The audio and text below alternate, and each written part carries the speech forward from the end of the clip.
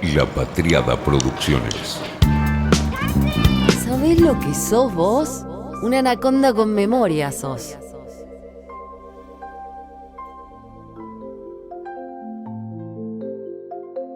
De cartas y de riesgo nace este anaconda epistolar.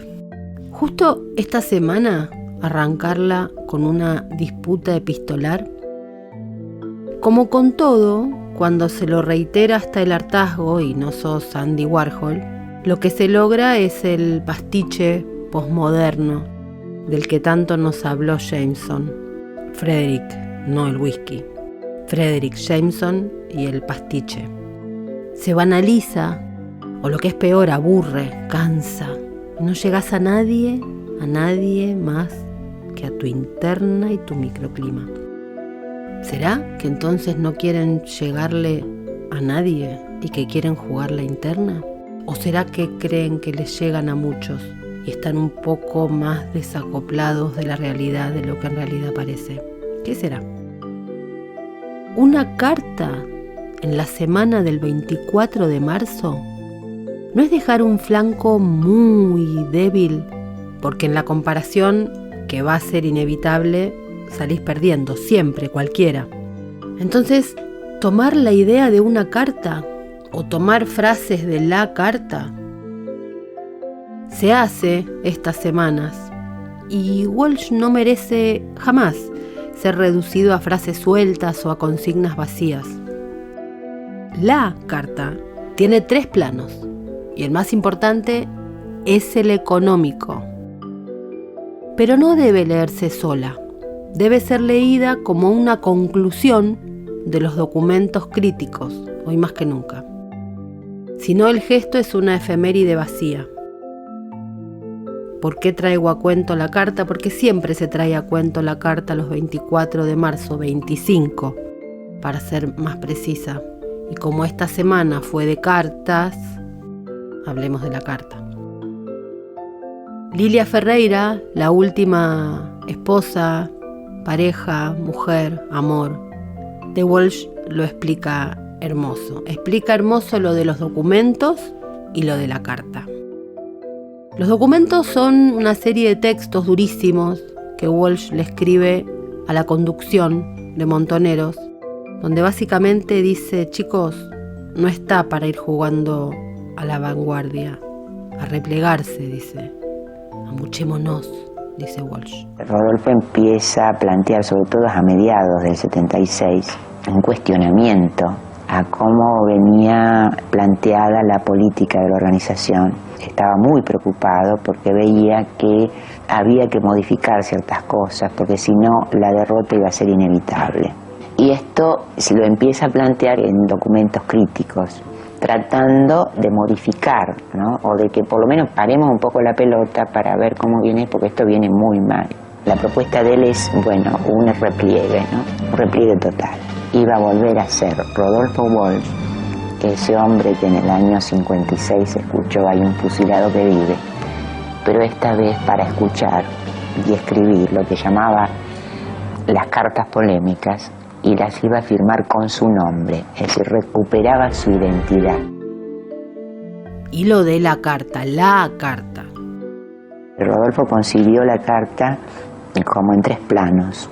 En una primera parte, que es la denuncia contra el quiebre institucional, es decir, la denuncia contra el golpe. La segunda parte viene a ser la denuncia ya puntual, específica, sobre todas las violaciones a los derechos humanos. Que esa segunda parte también es producto de largos años de trabajo ahí detrás de eso. Tiene una tercera parte, la carta a la Junta, que es una definición ideológica, política muy, muy de fondo, que sí provocó discusiones con algunos compañeros de mayor nivel de la organización, porque Rodolfo escribe que la peor violación a los derechos humanos son las políticas económicas que condenan a millones de personas a la miseria planificada, porque esto era darle una dimensión al tema de los derechos humanos que era más abarcativo de lo que es la violación a partir de la represión directa. La conocí bastante a Lilia. La conocí de antes, pero me hice amiga en el origen de otra carta, de lo que se llamó carta abierta en el conflicto de la 125 en el 2008, cuando había algún riesgo en escribir una carta. Ella un poco me adoptó, me unió a ella Nicolás Casullo y terminamos una cantidad de noches en ese 2008 en que se corrían riesgos con las cartas. Terminamos cenando en ese boliche que a ella le encantaba, allá en San Telmo, con vino y mucho pucho, como fumaba.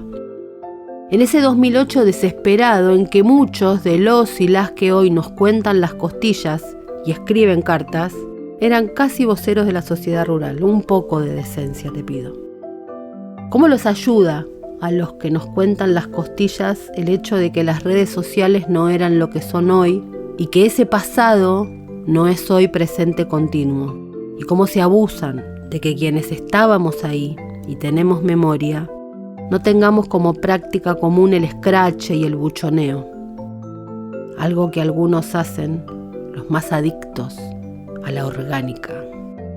Hay una generación de fans, los modelos 2010-2011, que creo que es la peor de todas. A veces pienso que hay gente que necesita un grado 0 y que sea ahí. Primero, para poder siempre estar en el origen de las cosas, y segundo, para que no sea presente el pasado de dónde estaban ellos antes. Porque de recordarse les harían preguntas y no tendrían un dedo tan poderoso para señalar. A quienes sí estábamos y a quienes nos señalan hoy por tener la misma mirada crítica de entonces, el mismo pensamiento propio y la misma nula obsecuencia. Uno se enoja, pero también porque se cansa. Pero bueno, acá no habrá gritos ni pomposas editoriales. A lo sumo, linkeos caprichosos y ramificaciones de mi cabeza, no más que eso, sea lo de siempre. Entonces, ¿cuándo se escriben cartas? La historia argentina es riquísima en eso. Las importantes fueron en momentos urgentes, la urgencia del momento, la urgencia de decir. Pero para que sean poderosas, además, como dice Piglia, de la propia carta de su amigo Rodolfo Jorge, funcionan cuando están bien escritas. Esta carta, dice Piglia, funciona como funciona por el estilo en el que está escrita, porque es un gran escritor el que escribe esa carta. No se trata solamente del contenido de esa denuncia. Entonces las preguntas son cómo se escribe una carta para que sea poderosa y cuándo se escribe una carta.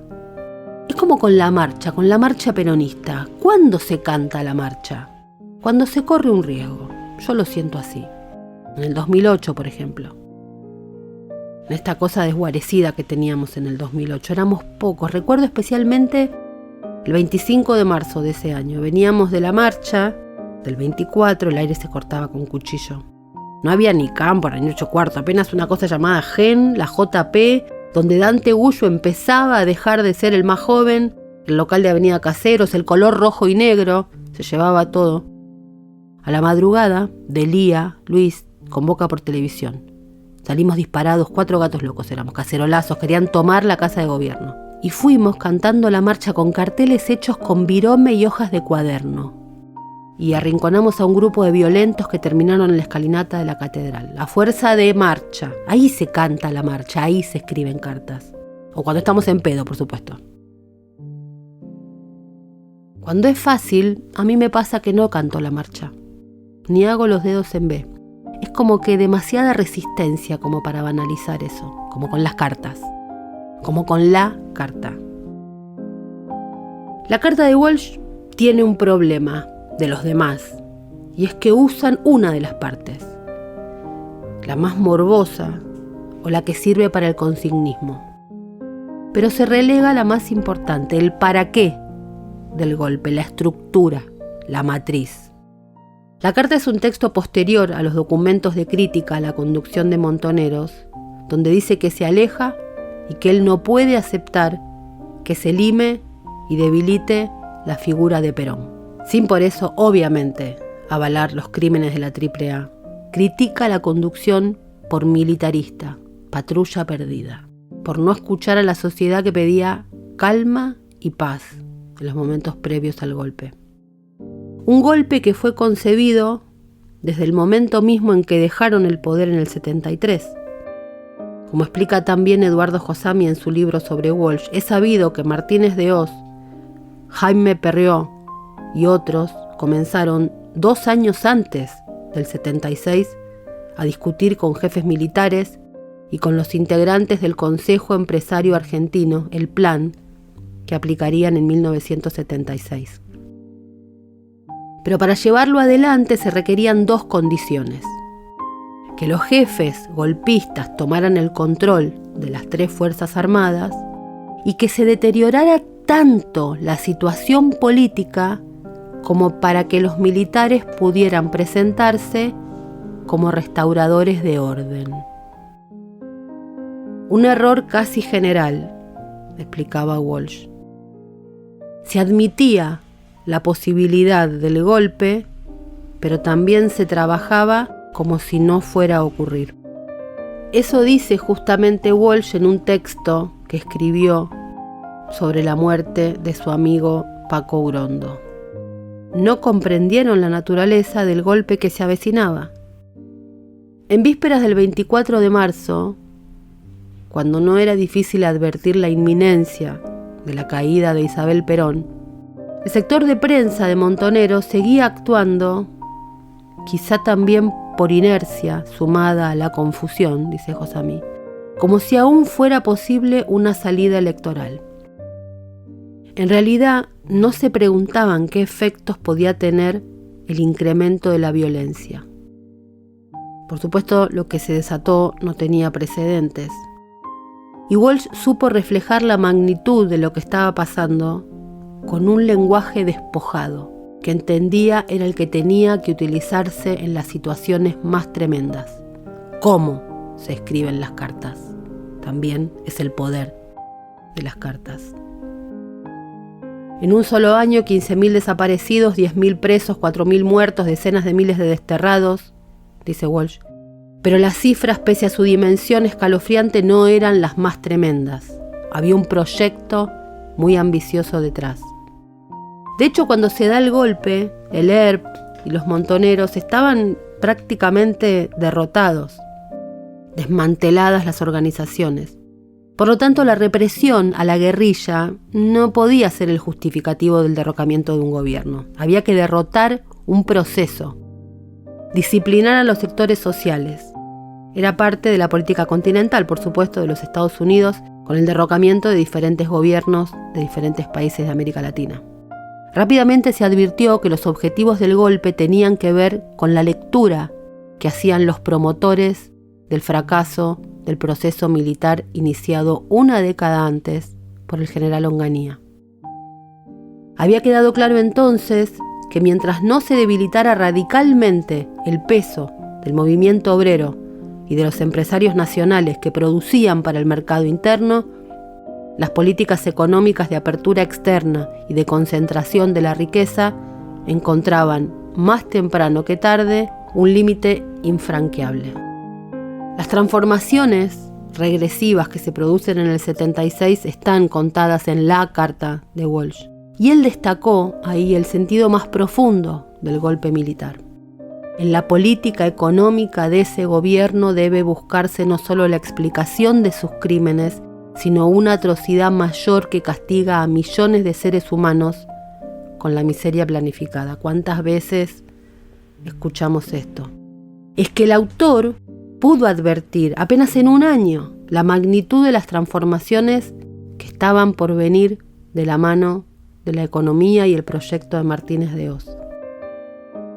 De hecho, algunas grandes empresas de capital extranjero dejaban el país, otras redefinían su perfil y desarrollaban nuevas inversiones, y fue quedando claro que no era este el actor tradicionalmente definido como hegemónico, el principal beneficiario de este golpe que se venía. Eran otros grandes capitales de origen agropecuario, cuyas inversiones se diversificaron en la industria y en las finanzas, quienes serían los que más se expandirían en el período de la dictadura. La oligarquía diversificada. Terratenientes, pampeanos, clases económicas pudientes. Todavía no se advertía la caracterización completa Y la izquierda seguía enfatizando el antagonismo entre la burguesía industrial monopolista de capital extranjero y los trabajadores. Y estaba cambiando la matriz productiva de la Argentina.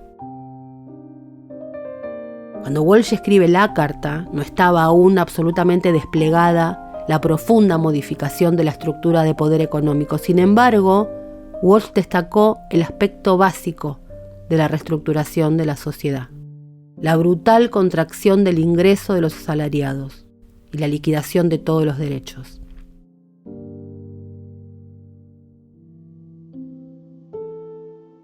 También la carta acierta cuando define con precisión los beneficiarios del proyecto en curso: la vieja oligarquía ganadera, la nueva oligarquía especuladora y un grupo selecto de los monopolios internacionales. La restauración oligárquica de la política de Martínez de Hoz: debilitar la participación de los sectores de trabajadores y empresarios fortalecidos por la Argentina peronista. La brutal redefinición de la relación entre el capital y el trabajo solo puede entenderse como una revancha oligárquica sin precedentes en el país, acorde con el profundo resentimiento que guardaba la oligarquía nativa hacia la clase trabajadora argentina. 2008. De hecho, en las empresas vinculadas a la dictadura, hubo 3 veces más desapariciones que en las no vinculadas. Claro, la represión más violenta redujo la cantidad de huelgas y aumentó el valor del mercado de esas empresas.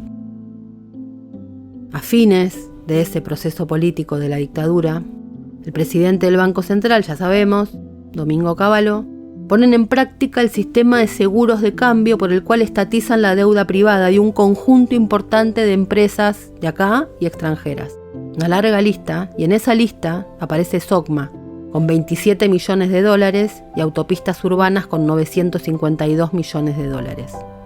En un informe de Jorge Argüello, se estima que la deuda de Fiat de 170 millones de pesos terminó transformándose en bonos del Estado, que le permitieron a la familia Macri pagar su deuda a un valor en términos reales que equivalió al 10% del original. Importantes empresas controladas o vinculadas al grupo Sideco americana, Pluspetrol, SOCMA, Dragados y Obras, RSZA Producciones y Exa y Manliva, acumulaban un endeudamiento en el exterior cercanos a los 180 millones de dólares, que fue transferido a la sociedad a través de los seguros de cambio. Esta estatización de la deuda externa privada hizo recaer sobre todos nosotros las deudas de estas empresas y de todos los otros grandes grupos económicos que pagamos. A final de la dictadura, en el 83, Franco Macri concreta lo que él llama el negocio más grande de mi vida. Compré Sebel, dice. La fábrica combinada de Fiat y Peugeot en la Argentina. El ensayo, el libro Mundo Pro, cuenta ahí la enorme ganancia. Un ejemplo: la empresa SOCMA pasa de 7 a 47 empresas. Esa fue la deuda externa de la dictadura, esa matriz. Esa deuda es la que pagó Néstor Kirchner. Esa. Y lo bien que hizo, porque nos liberó. Pero esa deuda es la que se pagó. Taca taca, sin gustarle, pero también sin chistar. Y lo bien que hizo. Y se refinanció en un programa stand-by a 3 años, con revisiones cada 3 meses. Y no se reestructuró la deuda con el fondo, porque el fondo no tiene en su menú esa posibilidad técnica. El fondo refinancia, no reestructura. Se reestructura con privados, como se reestructuró con La Baña y como ahora con los 38.000 millones de dólares. Uno no sabe si cuando mezclan reestructuración con refinanciación es por ignorancia o mala intención. En cualquier caso, es peligroso, porque son personas que votan leyes quienes confunden. Mi carta ahora se llamaría Vayan a laburar, porque da bronca, tristeza, angustia. Hay un cuerpo social que no da más, que no soporta más tirantes. No se trata de tener razón, sino de no alejarse tanto del termómetro de lo que pasa en las mayorías. En ese alejamiento pescan las derechas rabiosas, Da mucho dolor que no lo puedan ver, que escriban cartas que nadie lee, un sábado a la noche, páginas y páginas, el mismo fin de semana del Lollapalooza y los clásicos de fútbol. Tanto desacople con lo que pasa. Parece que primero es tragedia y luego farsa. Tenía razón Jameson con el pastiche y Marx con esto. Algunos parecen odiarse como si fuera Ezeiza, pero se mandan cartas. Leí por ahí, prefiero una interna al estilo Ezeiza que esta mariconada de tercerizar cartas. El peronismo es para hombres y mujeres con las cosas bien puestas, no estos diversos literarios. Sí, es exagerado.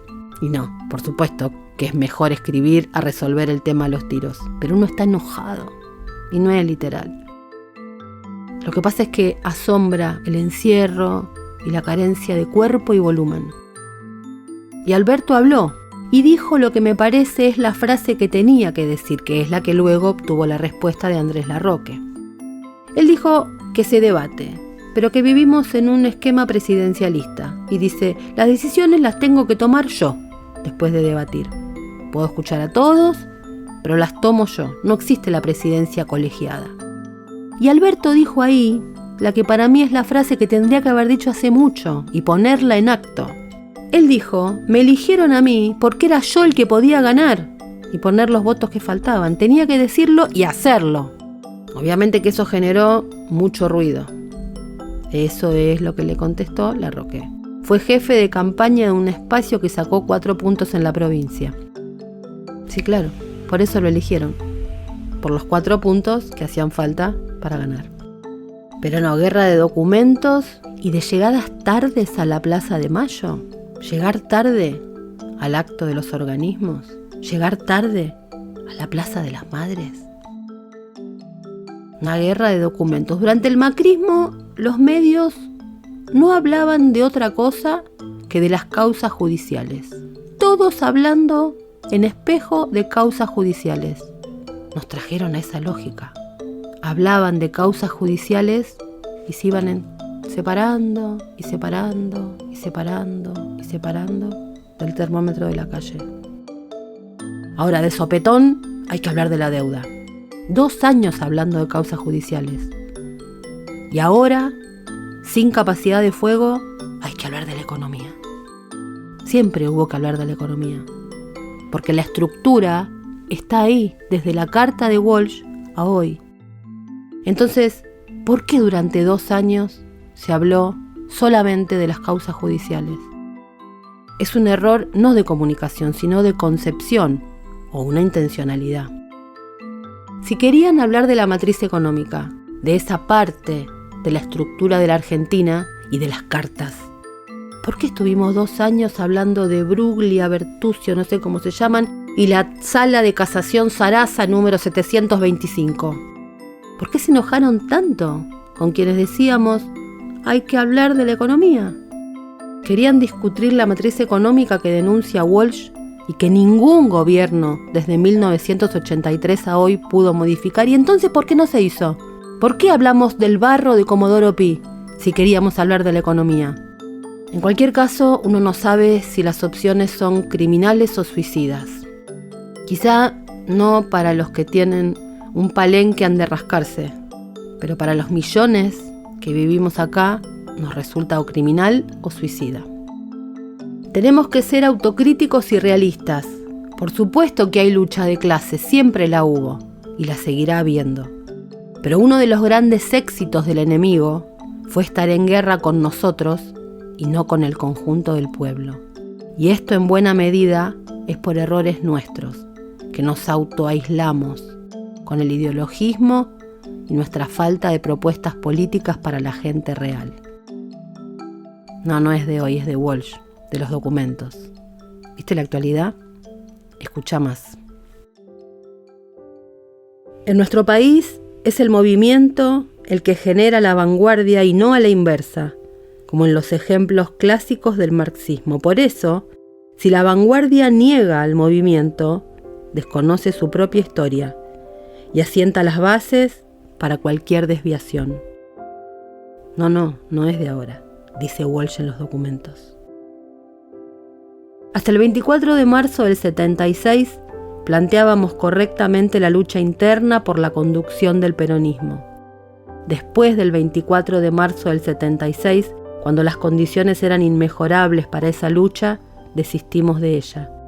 Y en vez de hacer política, de hablar con todo el mundo, en todos los niveles en nombre del peronismo, decidimos que las armas principales del enfrentamiento eran militares y dedicamos nuestra atención a profundizar acuerdos ideológicos con la ultraizquierda. No es de ahora, dice Walsh en los documentos. Quizá me equivoco, pero lo digo con la mayor honestidad posible. Creo que hay una sociedad en la Argentina y en el mundo agobiada, que no quiere más ruido, que está agotada, que no da más, que no puede permitirse el lujo de un 25 de marzo, en el aniversario de la Carta, servir en bandeja titulares de los medios que tanto le importan a cierto sector de la política hoy. Mientras tanto, hay voces especulando con un balotaje cambiemos Milei. Delirio y tal vez dependa de cómo se jueguen las cartas. Tal vez sea un juego de cartas que pueden jugar quienes tienen esas cartas. Las cartas y los textos son para hablar, para interpelar, jugar menos a las cartas y por ahí escuchar más. Es como si no pudiéramos tener dos ideas en la cabeza al mismo tiempo. Si hay contradicciones, las consideramos antagónicas. Cuando nos damos cuenta de que no son antagónicas, nos olvidamos de que existen. Esto es reaccionario, anular con una opinión hechos de la realidad. No es de ahora, es de los documentos. Todos desearíamos que fuera así, pero en la práctica sucede que nuestra teoría ha galopado kilómetros adelante de la realidad. Cuando eso sucede, la vanguardia corre el riesgo de convertirse en patrulla perdida. No es de ahora, es de los documentos. Fue una realización de La Patriada Producciones.